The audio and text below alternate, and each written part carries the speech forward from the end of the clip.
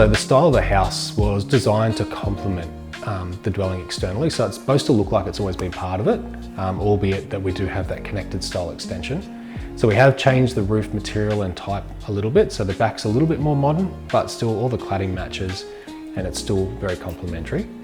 Internally, we've tried to match the existing theme throughout, so it's all plasterboard walls and ceilings with a more of a decorative cornice. So we've used the Sydney Cove cornice profile here to tie it through to some of those more Art Deco themes in the original part of the home. Same with the flooring. The original floors were a mixed hardwood spotted gum. We've run with a nice big spotted gum flooring out the back in the extension, so the consistent colour scheme runs the whole way through. In the kitchen, we've gone with more of a shaker style theme as the client's inspiration sort of dictated, and we've incorporated a lovely feature colour, which is a greeny teal that runs through the kitchen island bench here. During the interior design process, clients fell in love with a green marble tile. So that was sort of the focal point with this design. I'd like to start with those primary colours or those feature colours, and then the interior paint colours are tailored around that.